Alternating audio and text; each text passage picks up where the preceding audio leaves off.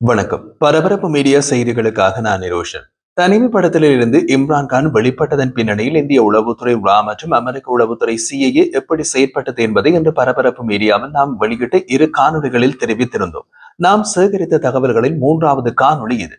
முதல் இரு காணொளிகளையும் நீங்கள் பார்க்க விரும்பினால் அதற்கான இணைப்பு இந்த காணொளிகளின் பின்னூட்டமிடும் பகுதியில் கொடுக்கப்பட்டுள்ளது. அதை இந்த காணொளியை பார்த்த பின் முடிவு செய்வீர்கள். பெரும்பாலும் இதற்கு முன் வெளியான காணொளிகளை பார்ப்பீர்கள் என்பது தெரியும். இம்ரான்கான் விவகாரம் மற்றும் பாகிஸ்தான் ராணுவ தளபதி அசீம் முனீர் பற்றிய ஐஎஸ்ஐயின் அதிர வைக்கும் உளவு அறிக்கை கசிவு நடந்த பிறகு சிஐஏ ஒரு புதிய நிலையை உணர்ந்தது. அவர்கள் பாகிஸ்தானை ஒரு அன்ஸ்டேபிள் கொமாண்ட் ஸ்ட்ரக்சர், அதாவது நிலையற்ற கட்டளை அமைப்பு கொண்ட நாடாக மதிப்பிட தொடங்கினர். அதன் முதல் விளைவு அமெரிக்கா இம்ரான்கானை ஒரு சாதாரண அரசியல் தலைவர் என்று பார்க்கவில்லை.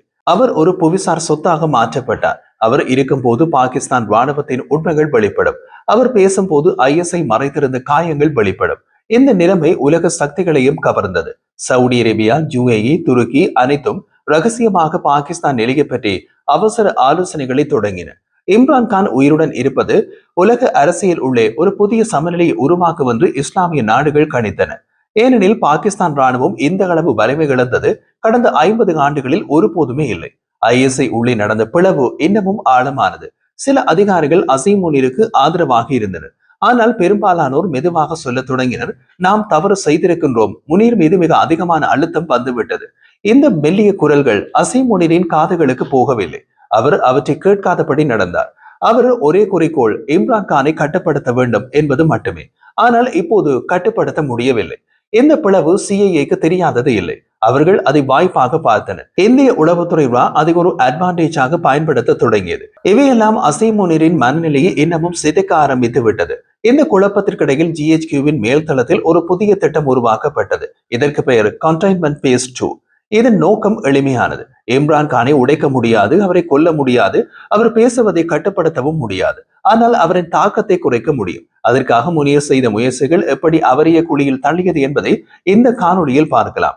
அதை பார்ப்பதற்கு முன் எங்கள் சேனலை சப்ஸ்கிரைப் செய்து பெல் பட்டனையும் அழுத்தினால் நாம் தினமும் பதிவேற்றம் செய்யும் காணொலிகளை நீங்கள் தவற விட மாட்டீர்கள். பிடித்திருந்தால் லைக் செய்யுங்கள், ஷேர் செய்யுங்கள். அனைவருக்கும் இந்த விஷயம் போய் சேரட்டும்.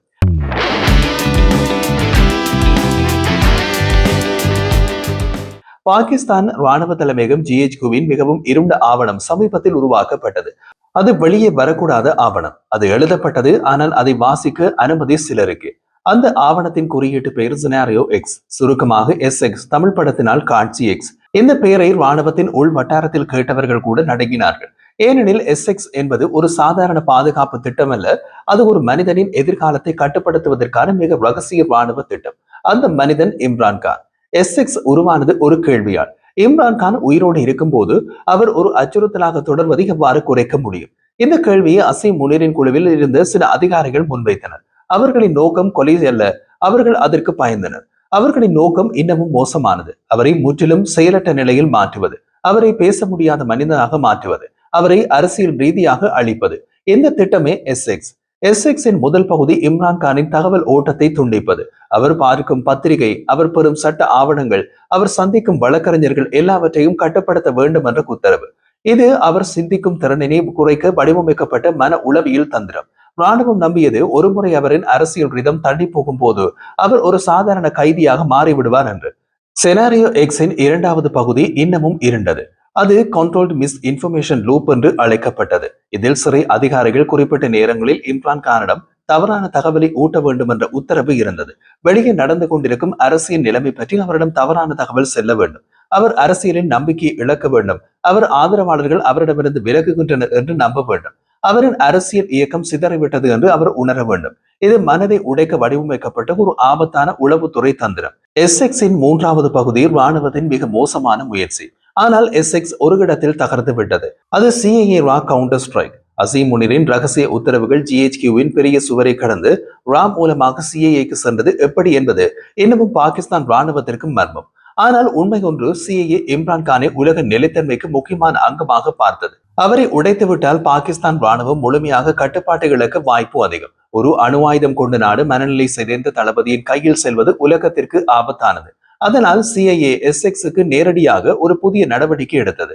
அவர்கள் ISIயின் உள்ளே இருந்த இம்ரான் ஆதரவு மௌன குழுவுக்கு ஒரு சிக்னல் அனுப்பினார்கள். அந்த சிக்னல் எளிமையானது. திட்டத்தை நிறுத்துங்கள், எஸ்எக்ஸ் தொடங்கினால் சர்வதேச நடவடிக்கை தொடரும். இது ஒரு குறிப்பு ஐஎஸ்ஐயில் இருந்து சில உயர்நிலை அதிகாரிகளை அதிர்ச்சி அடைய செய்தது. அவர்கள் எஸ்எக்ஸ் இம்ரான்கானுக்கு மட்டுமல்ல பாகிஸ்தான் ராணுவத்தின் முகத்திற்கும் நிரந்தர சேதத்தை உண்டாக்கும் என்று உணர்ந்தனர். அதே சமயம் ராம் மற்றொரு திசையில் செயல்பட்டது. அது பாகிஸ்தானின் அரசியல் வட்டாரங்களில் ஒரு நிழல் தகவலை பரப்பியது. ஜிஎச்கியூ இம்ரான்கானுக்கு எதிராக ஒரு மிக தீவிரமான திட்டம் செய்துள்ளது. இந்த தகவல் சில மணி நேரங்களில் பாகிஸ்தானின் அரசியல் தலைவர்களின் காதுகளுக்கு சென்றது. இது ஜிஎச்கியூவில் இருந்த குழுவினருக்கு மிகப்பெரிய எச்சரிக்கையாக மாறியது. எஸ்எக்ஸ் இனி ரகசியமாக இருக்க முடியாது, அது வெளிச்சத்தின் விளிம்பில் நின்று விட்டது. எஸ்எக்ஸ் தகர்ந்ததும் அசீம் முனீர் கொந்தளித்தார். அவரால் தன்னிடமிருந்து கடைசி ஆயுதமும் இனி பயன்படுத்த முடியாது என்பதை ஏற்றுக்கொள்ள முடியவில்லை. அவர் குரலில் கோபமில்லை, அவரது குரலில் இப்போது பீதிதான் இருந்தது. இம்ரான்கான் எங்கெங்கும் இருக்கின்றார், அவர் நம்மை கண்காணிக்கின்றார், அவர் பேசும் ஒவ்வொரு வரியும் நம்மை அளிக்கின்றது.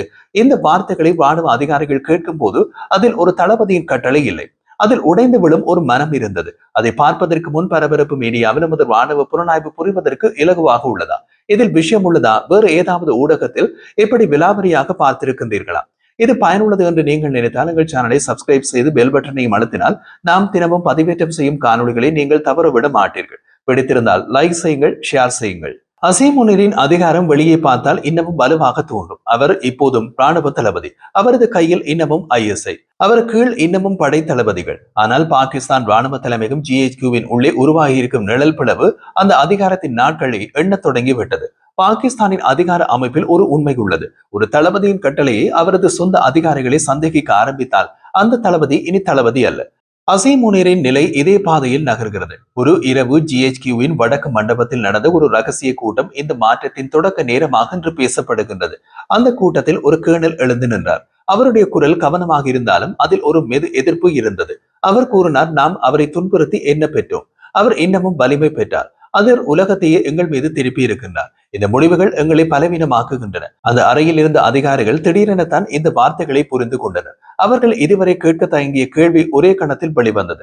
அசீம் முனீரின் முடிவுகள் பாகிஸ்தானை பாதுகாக்கின்றதா அல்லது பாகிஸ்தானை ஆழமான குழிக்குள் தள்ளுகின்றதா? அதே நாளில் ஜிஎச்கியூவின் 2 முகாம்கள் உருவானது. ஒன்று அசீம் முனீரின் அதிகாரத்திற்கு கண்களை மூடிக்கொண்டு ஆதரவு கொடுப்பவர்கள், மற்றது இம்ரான்கான் மீது நடக்கும் நடவடிக்கை தவறு என்பதை உணர்ந்தவர்கள். இந்த இரண்டாவது முகாம் தான் பாகிஸ்தானின் எதிர்காலத்தை நிர்ணயிக்க தொடங்கியது.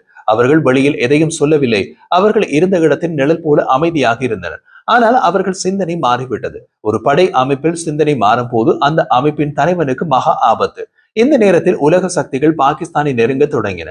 அமெரிக்காவின் நேரடி அழுத்தம் பஞ்சாப் மையத்தில் இருக்கும் ஜிஎச்கியூவுக்கு பெரும் அதிர்ச்சியாக இருந்தது. சிஐஏயின் எச்சரிக்கைக்கு பின்னர் அமெரிக்க வெளியுறவுத்துறை பாகிஸ்தானுக்கு ஒரு நிழல் மந்திரிகை அனுப்பியது. அதில் இருந்த செய்தி மிக நேரடி, ஆனால் மிக ஆபத்தானது. இம்ரான்கானை சர்வதேச தடுப்பு காவல் தர நிலைகளின்படி நடத்த வேண்டும். இது ஒரு வரியில் உலகம் இம்ரான்கானின் நிலையை கவனிக்க தொடங்கியிருப்பது ஜிஎச்கியூவுக்கு அழுத்தமாக இருந்தது. இந்த நேரத்தில் ஐரோப்பிய ஒன்றியம் பாகிஸ்தானின் மனித உரிமை மதிப்பீட்டில் திடீரென்று ஒரு சிறப்பு குறிப்பை சேர்த்தது. அதில் எழுதப்பட்டிருந்தது, அரசியல் கைதிகளை பாகிஸ்தான் நடத்தும் விதம் மதிப்பாய்வு செய்யப்படுகிறது. இந்த ஒரு குறிப்பே பாகிஸ்தானின் ஏற்றுமதி சந்தைகளில் பனியை போல விழுந்தது. பாகிஸ்தான் பொருளாதாரம் இந்த எச்சரிக்கையை தாங்க முடியாதது. ஜிஎச்கியூவில் இருந்து சில அதிகாரிகள் இந்த செய்தியை பார்த்ததும் ஒரே உண்மையை உணர்ந்தனர். இம்ரான்கானை தாக்க முயற்சித்தால் நாடே சிதையும். இதற்கிடையில் இந்திய உளவுத்துறை ஒரு புதிய தகவலை சிஐஏக்கு வழங்கியது. அது ஒரு சுவாரஸ்யமான நீளமான விஷயம். நாம் ஏற்கனவே கூறியது போல அடுத்தடுத்த 3 காணொளிகளை கொடுத்து விட்டோம். இந்த காணொளியின் பார்வையாளர்களின் எண்ணிக்கை அதிகமாக இருந்தால் 4வது காணொளியாக அதை கொடுக்கலாம், அல்லது வேறு விஷயங்களை பார்த்துவிட்டு மற்றும் ஒரு சந்தர்ப்பத்தில் அதை கொடுக்கலாம். உண்மையில் மேலும் 2 காணொளிகளுக்கான தகவல்கள் நம்மிடம் உள்ளது. சூழ்நிலையை பார்த்து செய்யலாம்.